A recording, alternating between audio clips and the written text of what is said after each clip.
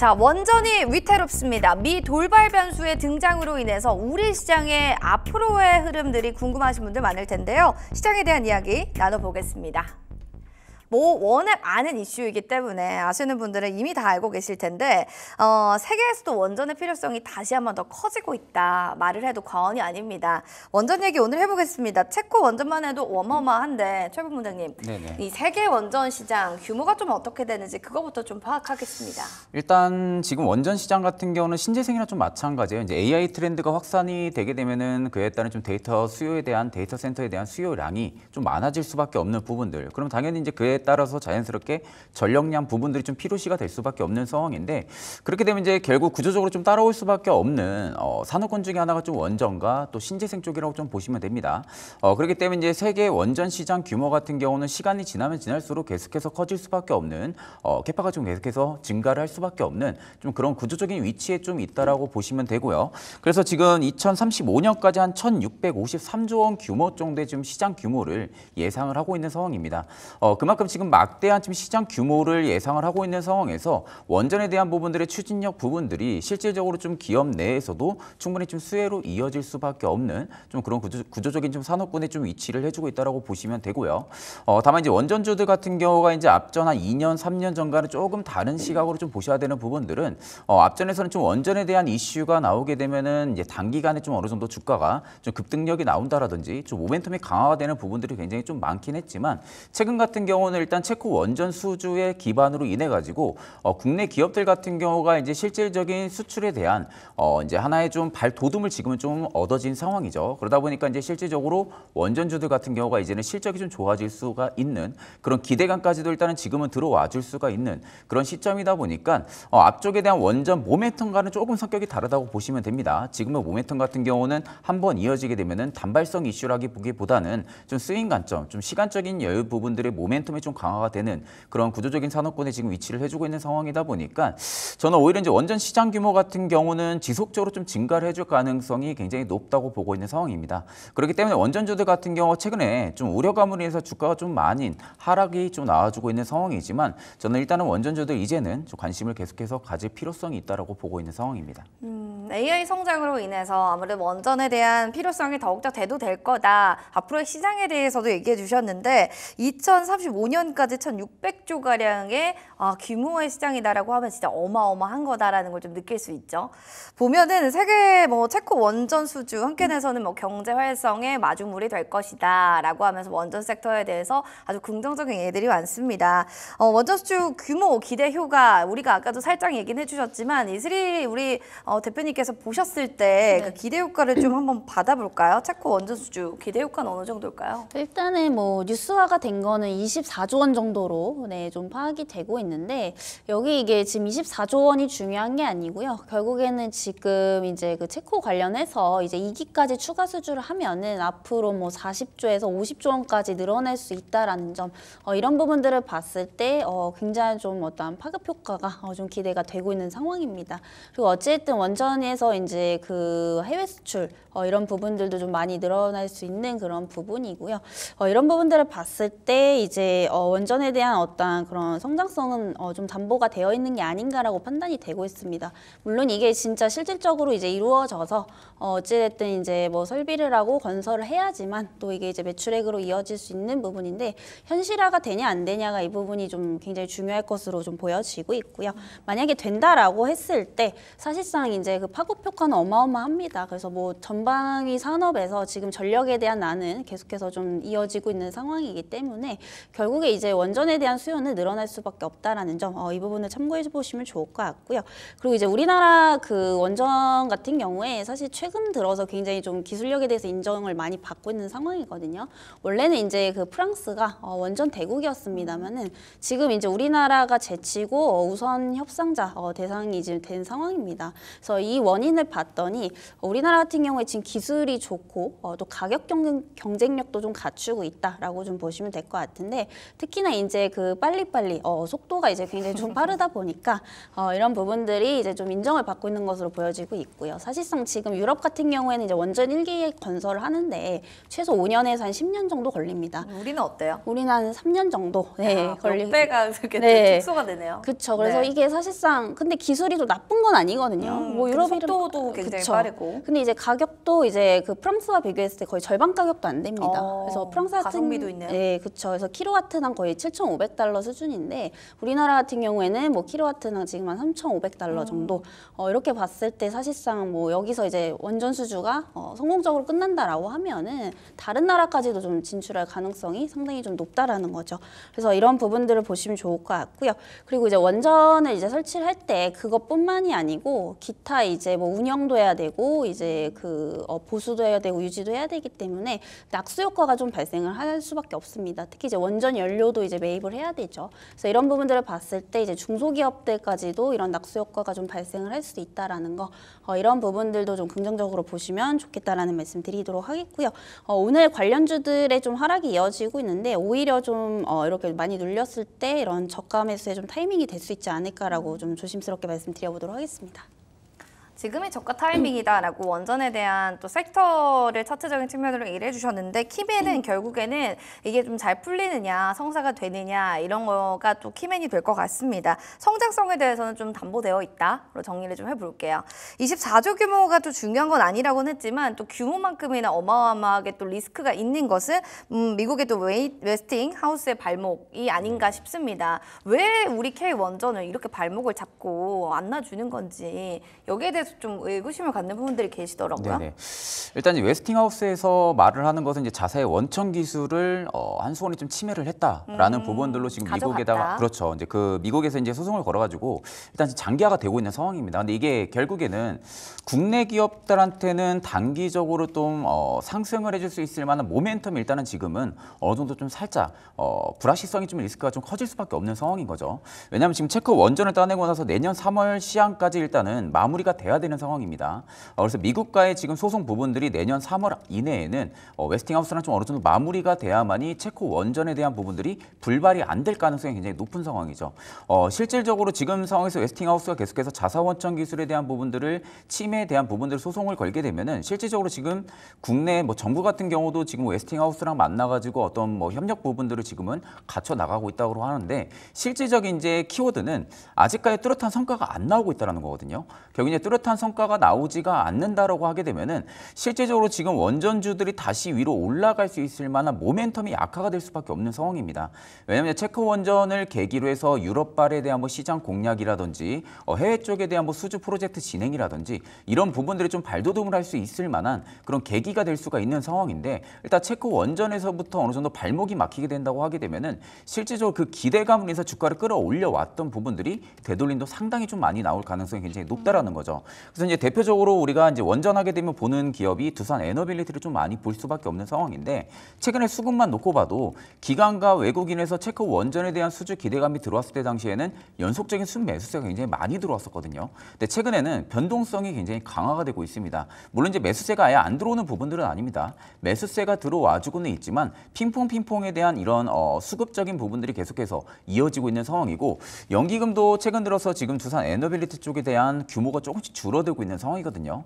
그렇다고 하게 되면 우리가 이제 예상을 해볼 수가 있는 부분들이 웨스팅하우스가의 이 소송 부분들이 어느 정도 좀 걸림돌이 있는 부분들이 있구나라는 것을 우리가 충분히 예상을 해볼 수가 있는 상황이고 그럼에도 불구하고 일단 원전주들이 눌림이 나왔을 당시에 계속해서 이제 뭐 분할 매수라든지 어느 정도 관심을 가져야 된다라고 이야기를 해주고 있는 부분들은 결국 이제 그 앞쪽의 트렌드를 전혀 깨지지가 않는 한은 신재생이나 원전은 결국에 성장을 할 수밖에 없는 산업군이라는 거죠. 뭐 이제 국내 기업들 같은 경우가 지금 해외 쪽에서 굉장히 인기를 많이 받고 있는 부분들은 앞서서 이제 뭐 말씀을 드렸지만 가성비 면에서 굉장히 탁월한 능력들을 좀 가지고 있다라는 거. 그러니까 다른 쪽에서 수주를 받을 수 있을 만한 그런 금액에 반절도 못 미치는 금액을 가지고 가성비가 국내에서는 좋다는 말이네요. 그렇죠. 가성비가 굉장히 좋은 상황들이 세계 쪽에서는 계속해서 이제 인기몰이를 할 수밖에 없는 부분들이죠. 그러니까 반삽주도 마찬가지입니다. 방산 같은 경우도 이제 가성비 측면들이 굉장히 우위를 점하고 있는 상황이다 보니까 실질적으로 방산에 대한 부분들이 수주가 수가 증가할 수밖에 없는 부분들인데 일단은 체코 원전이라는 이 키워드 안에서 이 소송이 일단은 잘 마무리가 되지 않는다라고 하게 되면은 실질적으로 저는 원전주들이 당분간은 좀 올라갈 수 있을 만한 모멘텀은 좀 훼손이 될 가능성이 높다. 다만 일단 아직까지 뚜렷한 뭐 성과는 안 나오고 있다고는 하지만 실질적으로 지금 웨스팅하우스 간에 뭐 어떠한 악재 부분들이 나온 상황들은 아니거든요. 그렇기 때문에 일단 우려감으로 지금 주가 눌림이 나와주고 있는 상황이다 보니까 한 번쯤은 좀 손익비 매매 측면으로 접근을 했을 때는 충분히 관심을 가질 지금은 그런 시기이지 않을까 보고 있는 상황입니다. 오히려 이럴 때를 위기를 기회로 삼아라는 두 분의 의견이 좀 공통적인 것 같습니다. 눌릴 때 좀 들어가 보자라는 건데 중요한 거는요. 내년 3월 이내로 이 소송이 끝나야 된다는 거고 여기에 대해서 두 분은 그래도 좀 긍정적으로 잘 해결이 될 것 같다라고 좀 생각을 하시는 것 같아요. 그래도 뭐 뚜껑은 열어봐야 아는 거 아니겠습니까? 정부는 전 어떻게 대응을 하고 있고 대처를 하는지 사실 그게 또 중요한 포인트가 아닐까 싶은데요. 이 대표님은 어떻게 생각하세요? 정부는 좀 어떻게 대응하나요? 일단은 뭐 정확하게 어떻게 하겠다 뭐 이렇게 또 발표가 나온 거는 또 아닌 근데 상황인데. 시원한 또 뭔가 움직임은 없잖아요. 네, 그래서 이게 사실상 그런 어떠한 해결책을 이미 발표를 했으면 주가에서 많이 좀 반영을 했을 겁니다. 근데 여전히 뭐 힘이 없는 그런 상황인 거 보니까 아직까지는 그 웨스팅하우스와 좀 협의 진행 중인 게 아닌가 이렇게 판단이 되고 있고요. 사실 가장 간단합니다. 결국에 이제 소송이 걸렸으면은 그거를 이제 협의해서 잘 풀어내는 게 가장 이제 그 베스트 시나리오다라고 좀 보고 있는 상황이고요. 이 부분은 좀 지켜봐야겠습니다만은 그래도 좀 긍정적인 요소를 보면은 어찌됐든 이 원전에 대한 통제권은 기업이 아니라 사실 그 미국 정부가 좀 가지고 있다라는 겁니다. 그래서 우리도 이제 원전 수출을 하게 되려면 결국에 미국 정부에 이렇게 좀 보고를 해야 되는 상황인데 결국에는 그게 이제 웨스팅이 가운데서 좀 가로막고 있는 뭐 그런 상황이다라고 좀 보시면 될 것 같고요. 지금 우리 측에서 사실 주장하는 건 뭐냐면 과거에 이제 그 바카라 원전 때 그 이제 웨스팅의 원천 기술이 일부 정도는 쓰였지만은 최근에는 이제 자체적으로 이제 국산화에 성공을 해서 독자 모델을 수출할 것이다라는 이야기들이 좀 나오고 있습니다. 그래서 여기까지 아직 뭐 결과가 나온 건 아니지만은 지금 어찌됐든 좀 정리를 해보면은 우리 측 입장에서는 앞으로 이제 독자 모델을 쓸 거다라고 얘기를 하고 있고 뭐 웨스팅에서는 그것도 이제 우리 기술이다, 침해다 뭐 이런 얘기들이 좀 나뉘고 있는 이런 상황인데 결국에 이런 부분들이 조금 빨리 해결이 돼야 되지 않겠나라고 좀 보고 있는 상황입니다. 그래서 결국에 우리도 이제 주장을 할 수 있는 어떠한 부분들이 좀 있기 때문에 완전히 뭐 절망적이진 않거든요. 그래서 지금 한 3월 달까지 아직까지 좀 시간이 있기 때문에 그때 이전에 좀 해결이 된다라고 한다면은 다시 한번 이제 관련주들의 어떤 수급 쏠림 현상이 좀 일어날 수 있지 않을까라고 보고 있고요. 물론 지금도 이제 저가 매수의 타이밍이 될 수 있겠지만은 아까 뭐 앵커님도 말씀하셨다시피 뚜껑은 열어봐야 알겠죠. 그래서 어떻게 될지 모른다는 점에서 오히려 그러면 이슈가 해결이 되면은 그때 수급이 들어올 겁니다. 그걸 확인하고 이제 접근을 하셔도 좀 늦지 않기 때문에 뭔가 조금 안정적으로 좀 접근을 하고 싶다라고 하시는 분들은 오히려 이제 이슈가 해결되는 걸 보고 들어가도 좀 늦지 않는다라는 관점에서 한 번 더 확인은 좀 해볼 필요가 있겠다라는 말씀 드리겠습니다.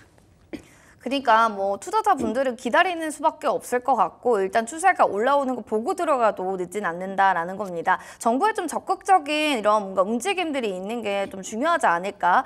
K원전에 대해서 좀 이야기를 더 해보겠습니다. 미국 웨스팅하우스 변수로 인해서 중동 유럽 시장 사실 거기에 대한 진출까지도 생각을 하고 있었는데 이것까지 우리가 또 막히는 건 아니야? 이런 우려스러움도 있는데요. 여기에 차질은 없을까요?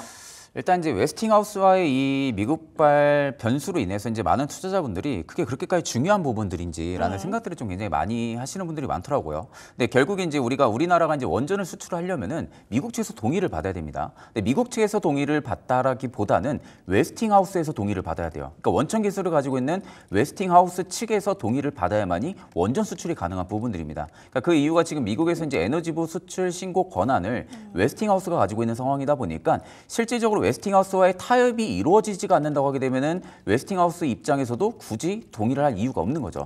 그럼 결국 미국 정부에서도 뭐 동의를 한다, 뭐 미국 정부에서도 이제 원전 수출을 하게끔 한다고 해도 실질적인 키 자체는 웨스팅하우스가 가지고 있는 상황이다 보니까 선제적으로 이제 웨스팅하우스 측에다가 동의를 받는 게 가장 중요한 변수라고 좀 생각을 하면 되시고요. 만약 이 원천 기술 부분들 이제 기술 침해 부분들에 있어가지고 웨스팅하우스의 좀 원활한 협상이 만약에 이루어지지가 않는다고 하게 되면은 이 체코 원전에 대한 봉기 본계약까지도 일단은 무산이 된다라고 우리가 좀 예상을 해볼 수가 있는데 만약에 본계약까지도 무산이 된다고 하게 되면 실질적으로 원전 수출에 대한 부분들이 가림막이 될 가능성이 굉장히 좀 높겠죠. 그러면 결국 이제 원전 기업들 같은 경우는 해외 쪽에 대한 부분들을 계속해서 공략을 해 나가기 위해서 준비를 하고 있는 상황인데 이게 어떻게 보면 좀 길목이 막힐 수밖에 없는 상황이다 보니까 국내 원전에 대한 부분들에서만 우리가 모멘텀을 찾아볼 수가 있는 부분들이죠. 근데 결국 이제 국내 모멘텀은 한정적일 수밖에 없는 그렇죠. 상황이고 뭐 결국 체코도 마찬가지고 뭐 유럽 쪽도 계속해서 시장 공략을 해 나가야 되는 그런 상황에서는 실질적으로 기업들이 실적을 내비칠 만한 부분들이 해외 말고는 딱히 없다라는 겁니다. 그러면 결국 이제 웨스팅하우스라는 이 미국발 변수가 원전 쪽에 가장 큰 악재라고 볼 수밖에 없는 부분들인데 거의 뭐 키맨이네요. 그렇죠. 완전히 좀 키를 가지고 있다라고 보면 되시고 그러다 보니까 정부 측에서도 지금 뭐 웨스팅하우스랑 뭐 협상적인 부분들을 이야기를 하고 있다고 하는데 뭐 걱정하지 말라라고 이야기는 계속 나오긴 합니다. 다만 이게 뚜렷한 성과가 없다라는 거예요.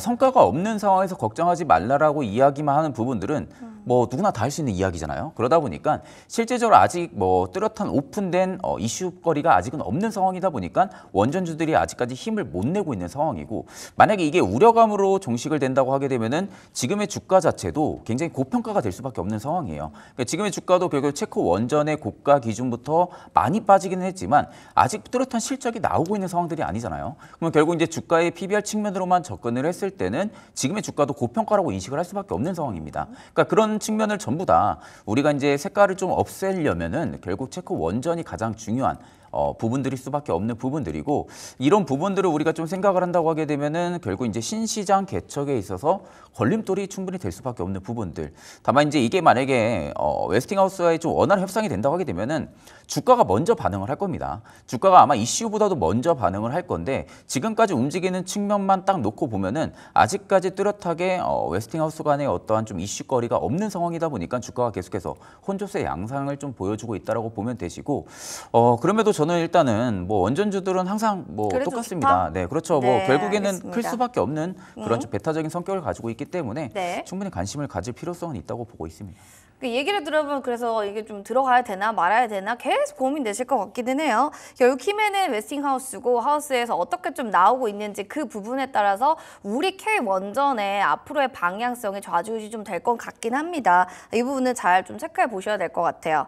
자, 그럼 K 뭐 소형 모듈 원전 산업에서 이것도 좀 박차를 가하고 있고 가속화를 하고 있다 뭐 얘기는 있는데 지금 이거를 좀 만들어서 앞으로 개발이 됐을 때 전망은 좀 어떨지 지금 이렇게 다 글로벌적으로 막혀 있는데 네. 만들어서 뭐 하나 생각이 드시는 분들도 계시거든요. 네.